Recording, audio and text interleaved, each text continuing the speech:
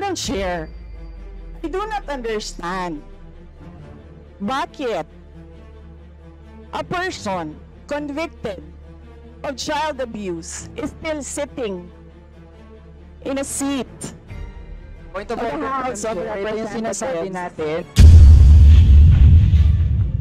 Diba? I called your attention, Madam Chair. You did not recognize me. So, ngayon, sasabihin ko na, if you allowed her that, you allowed me a snide comment as well. At this point, the chair rules that we shall proceed, so the Honorable Franz Castro may now proceed with her interpellation. You have the floor, ma'am. So, Madam Chair, siguro first observation, no, yung on the budget for the 2024, yung Vice President na nagsabi, Madam Chair, na slow and low utilization. So, nakita naman natin doon sa presentation. So, yung utilization ay napakababa. Pero, syempre, comment ko lang, no, mas mabilis siya sa confidential funds.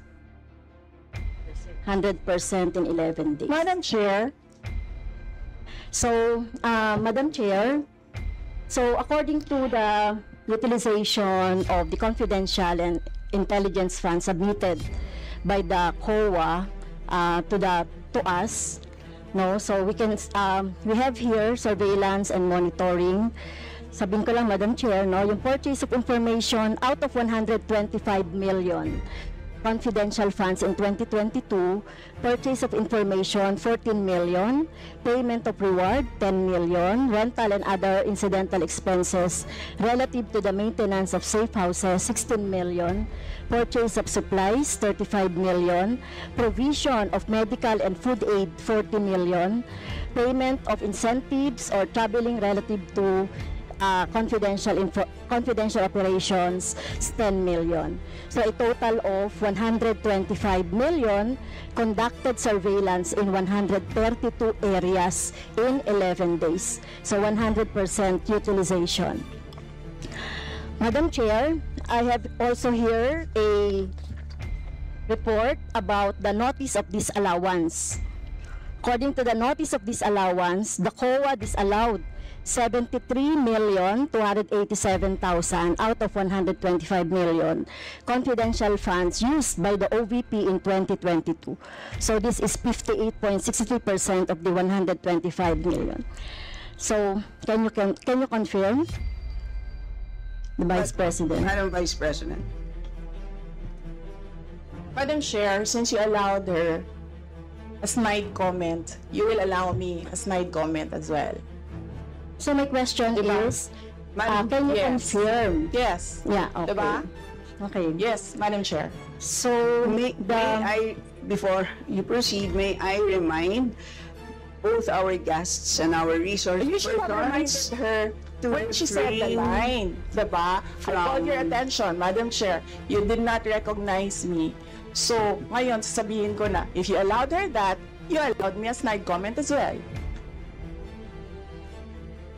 I don't recall hearing a snide comment, Madam Vice President. Ang snide comment, that's a matter of judgment. So please proceed with Secretariat, please Madam proceed, Chair, ma'am, I would like the with your- Secretariat to repeat the first 3 lines of the well, comments. point of order, Madam Chair. Point of order, Madam Chair, kasi parang So let's please proceed with the answer. point of order, Madam Madam Chair, kasi parang siya yung nagpe-preside eh. Yes, that's why Kasi inutusan Madam mo Vice yung President. secretariat natin sa Committee on Appropriation. Yes, Alam mo, some ano, order, diba? So, please. okay, Yes, thank you, Madam Madam Vice Chair. President, please proceed with the response. There's a question. Please proceed with the response.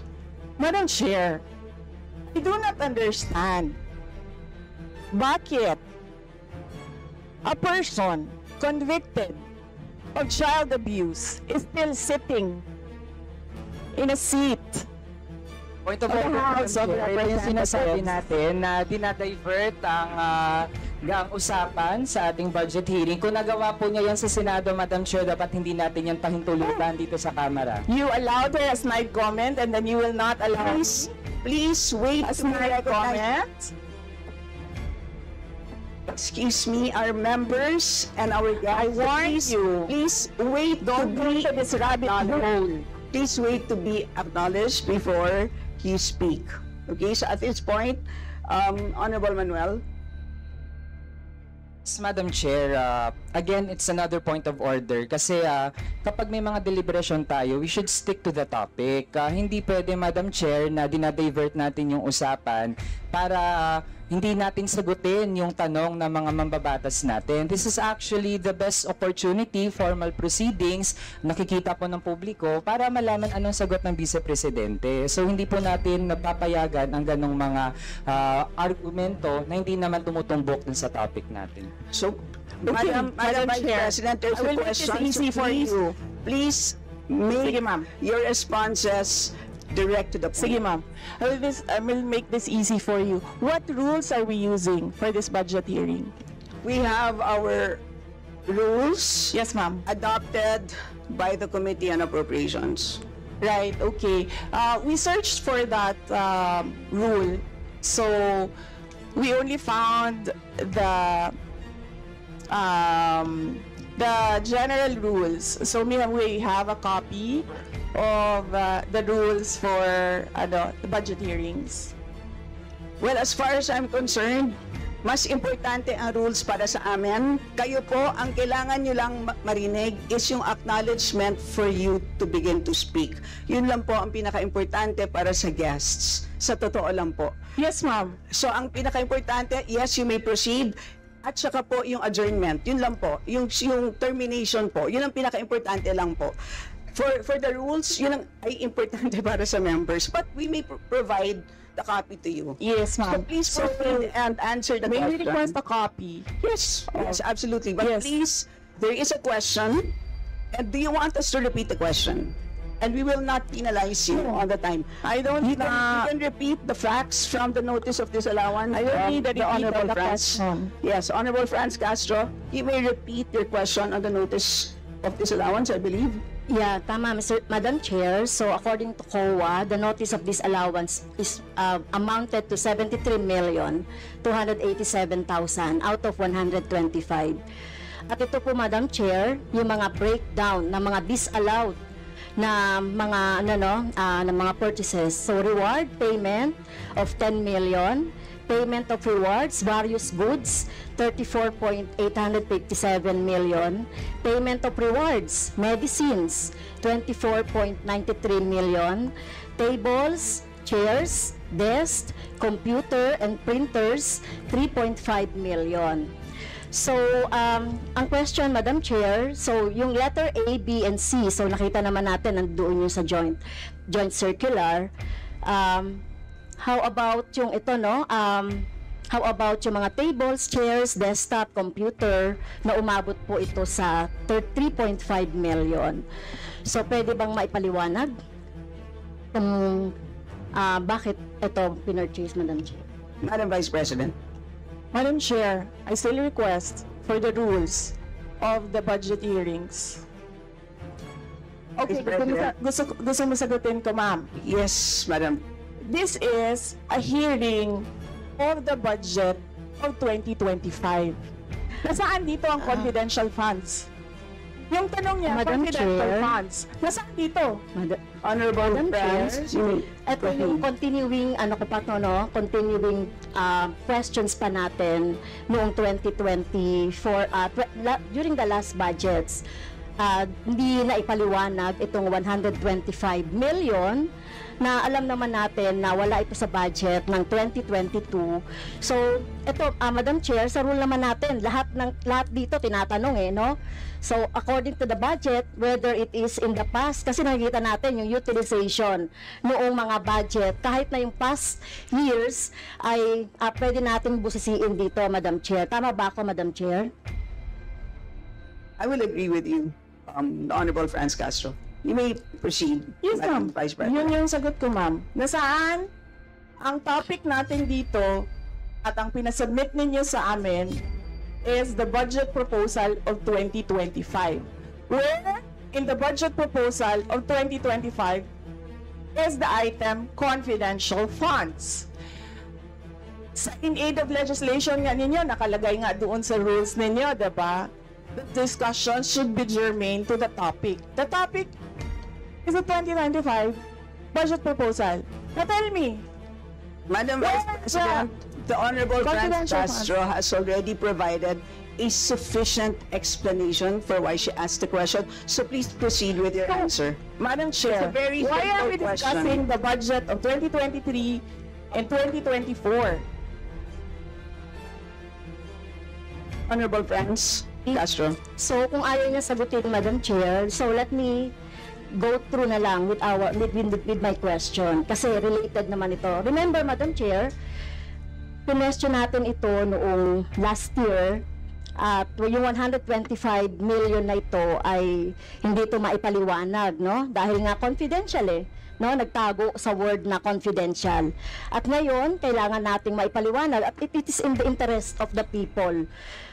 Yung 125 million na ito, Madam Chair, kaya kailangan ito na mabusisi at kailangan ito maipaliwanag ng OVP. Kaya hindi tayo pwedeng questionin ng mga rules, questionin ng mga topic, etc. Dahil related din naman talaga ito sa budget, Madam Chair. Madam Chair. Yes, you may proceed. I request that the chairperson of the Finance Committee preside over this hearing. Madam Vice President, with due respect, you are not allowed to do that, Madam Vice President. You are not allowed to introduce an emotion. You are a research person this Not- hearing, Madam President. I did Vice not move, President. ma'am. I requested as same vein. your research person, I requested So that the your request chairperson is of the denied, committee. Madam Vice President. Just please answer the question. The issue on confidential funds falls squarely within our discussion of your 2025 budget. Narinig mo yung sinabi niya, ma'am? Narinig So mo yung please proceed. nakikinig ka sa kanya kanina? Absolutely. Walang rules dito. Please proceed and answer the question. It's a very simple question. Di ba?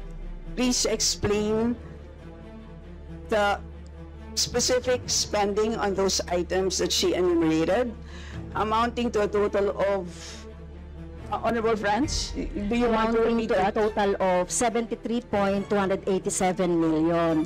So, dahil may notice of disallowance, so ibig sabihin, Madam Chair, illegal ito at not in accordance with the joint circular by the COA, BBM, and other related agencies.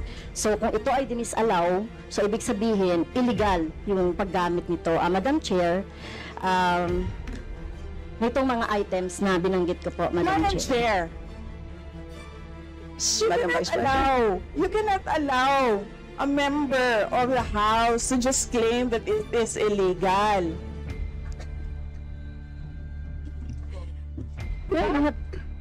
That is a Madam notice Chair. of disallowance. That is a procedure inside the Commission on Audit. Hindi sa upuan niya. The Honorable Franz? Okay, thank you, Madam Chair. So, thank you for the explanation, Vice President. Okay, next. According to accomplishment report of OVP, it spent 10 million for payment of reward. So, Madam Chair, in 11 days, ilang tao kaya at magkano kada tao ang reward? In fact, COA disallowed the whole amount spent by OVP for payment of reward. Hindi ba, Madam Chair, questionable ito? Madam Chair, the invitation letter that we received from the House of Representatives. Dear Vice President Duterte, the House Committee on Appropriations will hold briefings, hearings on the budget proposals of various departments, agencies, and corporations relative to the fiscal year 2025 National Expenditure Program as the basis of the fiscal year 2025 General Appropriations Bill. Nasaan? Sa presentation ko kanina, ang haba. Ang confidential funds. Honorable Franz Castro?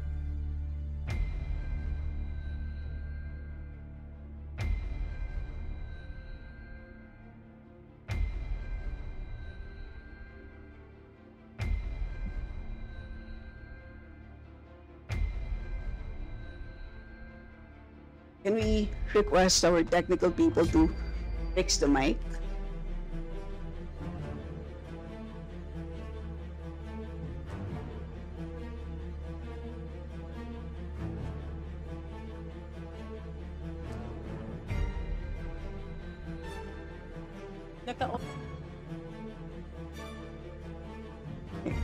Can everybody check their mics and make sure that they're switched off para maka-switch on yung si Franz?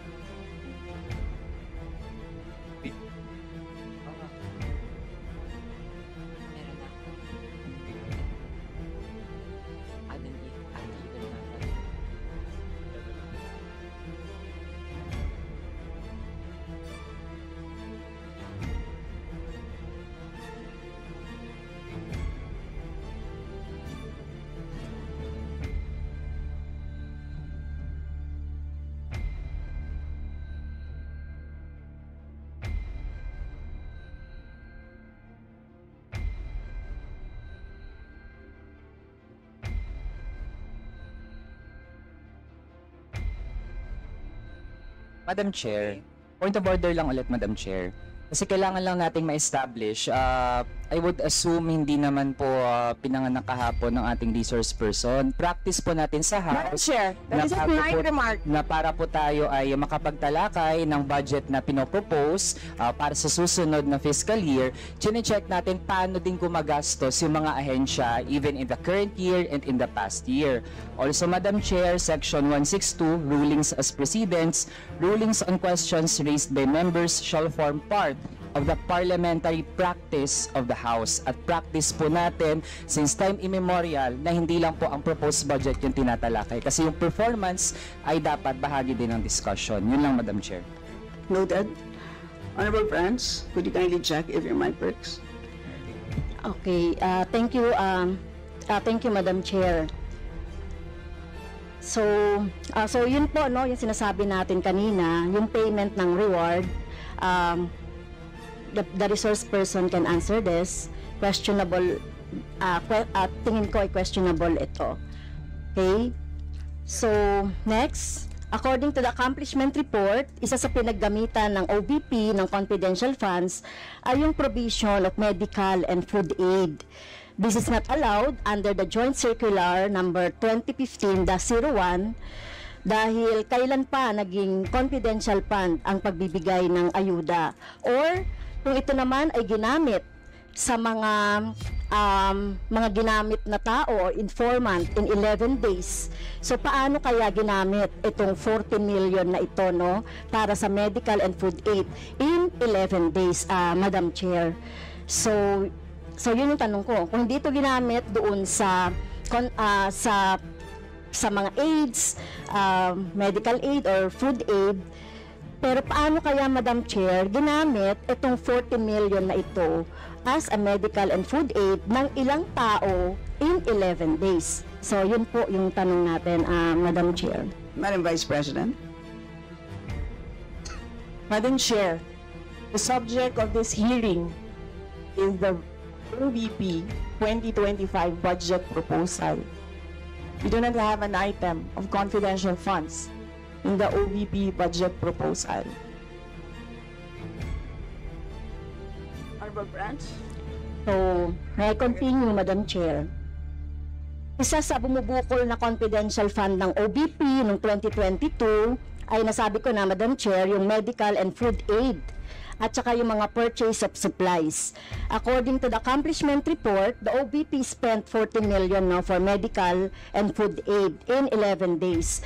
So, ang ibig sabihin nito, Madam Chair, konting math, pumapatak na 3.64 million kada araw ang gastos, no, para sa food and medical aid. So hindi natin maintindihan, Madam Chair, paano ito ginastos in 11 days, no? 3.64 million kada araw dito sa item na ito. Madam Vice Do you want to President. comment? Madam Vice President. I did not call you, ma'am. It was Representative Arroyo who called you. The chair would like to remind both the resource persons and the members to please wait to be acknowledged before you speak. Yes, ma'am. So, Tinawag you mo mean, ako. yes, For what, ma'am? to respond. So any comment, Madam Chair, dun sa sinabi natin based dun sa accomplishment report. So kung gagamitan natin ng konting math, 3.64 million kada araw ang gastos para sa medical and food for 11 days. For how many people ba ito? Madam Chair, the topic and the invitation of the House of Representatives to the Office of the Vice President for this hearing is the 2025 budget proposal. There is no confidential funds in the 2025 budget proposal. For the information of the body, the letter that we sent, our Madam Vice President, reads as follows. In the second paragraph, we noted the following topics to be discussed. Item number 3 is comparative budget allocation and utilization rate from fiscal year 2019 to 2023. That's item number 3. So I can provide you copies of the letter. So clearly, confidential funds spent in 2022 falls squarely within that. So, yes, Honorable Francie, may proceed. Yes, Madam Chair. So mukhang hindi na tayo sasagutin ng hindi na ako sasagutin ng ating Vice President. So sa bawat sagot kasi na ganyan ng ating Vice President, for the record, since ayaw magpaliwanag ang VP, so ibig sabihin nito, yung paggastos ng 125 million ay na pera ng taong bayan ay hindi maipaliwanag. So, yun lang, Madam Chair. Kaya hinihiling natin sa Vice President o OVP na kailangan na maipaliwanag itong mga sinasabing item dito. Anyway, Madam Chair, sa kanila naman nanggaling yung utilization of confidential and intelligence fund. And of course, ito lang naman ang hawak ko din dito, yung notice of disallowance. Kaya gusto talaga nating maintindihan, Madam Chair, kung ang notice of disallowance ay, so syempre, papaliwanag pa nila yan, kung paano, di ba? So, kailangan malaman din ng taong bayan na sila yung nagbibigay ng pondo para sa operations ng OVP at lahat ng mga agency. At kailangan yung maipaliwanag. So, hindi pwede yung ganyan na yung tactics na ganyan na parang parang sorry for the pusit, na kapag nasusukol na ang pusit ay nagaano ng maitim na tinta. So ayaw natin ng ganun, Madam Chair, kasi yung atin namang pinag-uusapan dito ay budget, no? So wag naman mag-ugaling pusit ang Office of the Vice President. Madam Chair, may I point of information only, Madam Chair? May I? Madam Chair. No, sorry. Wait.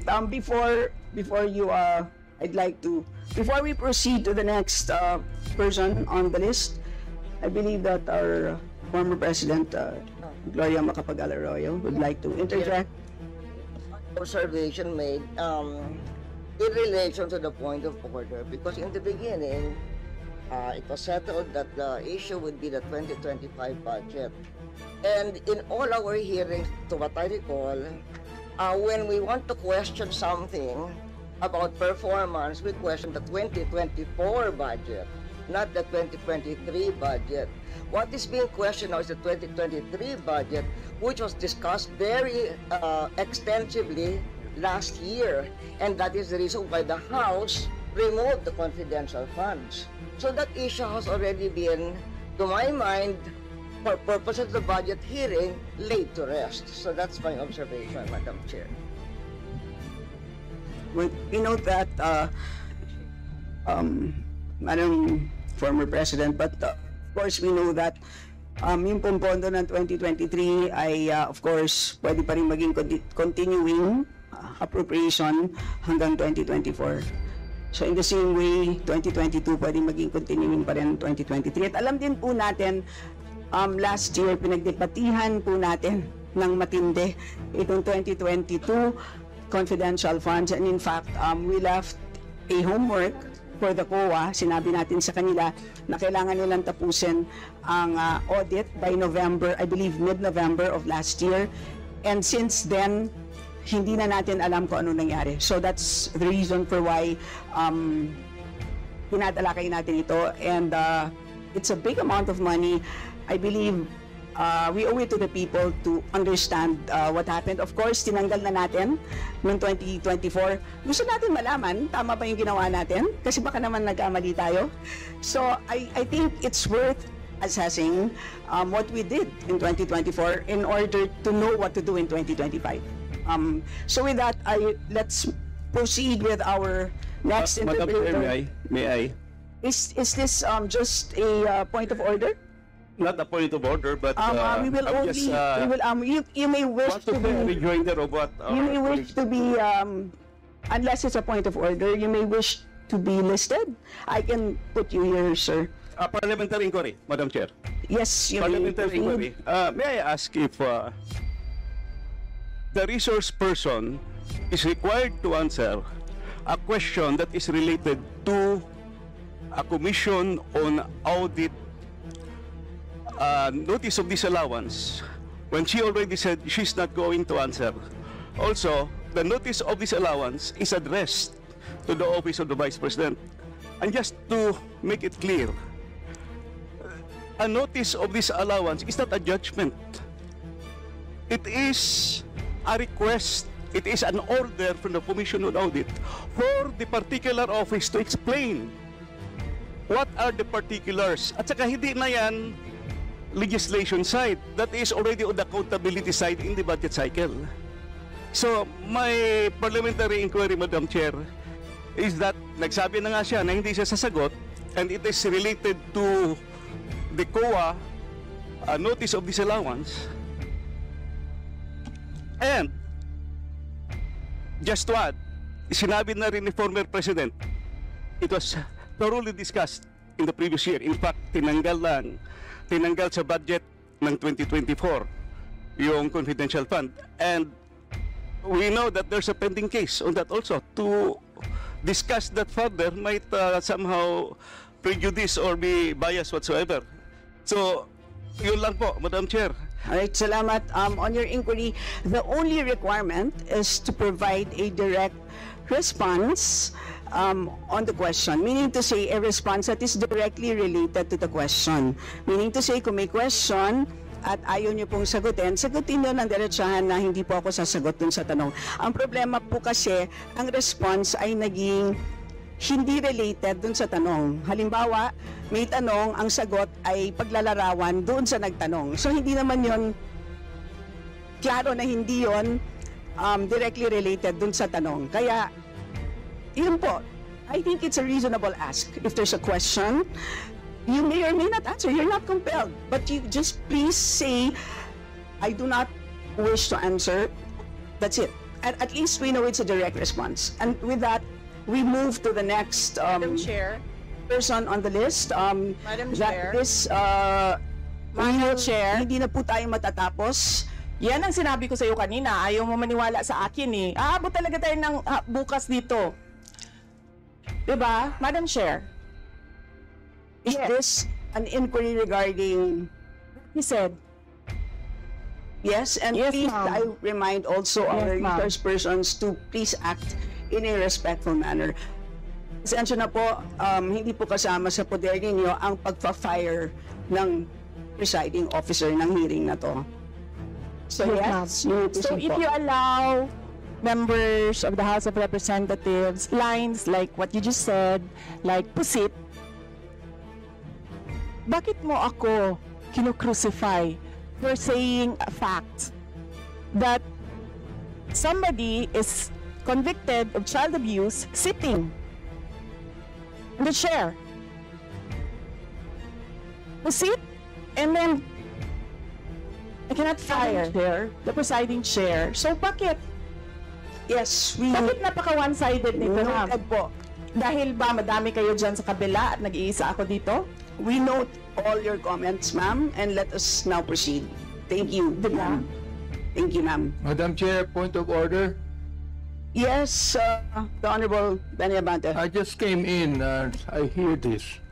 We're not talking about the budget, we're accusing each other here. I'd like to find out from the resource speaker if this is the kind of hearing that we're going to have. Sir, I am not the presiding officer of this hearing. I know, Yes, sir. but the thing is, you're asking questions, Madam Chair.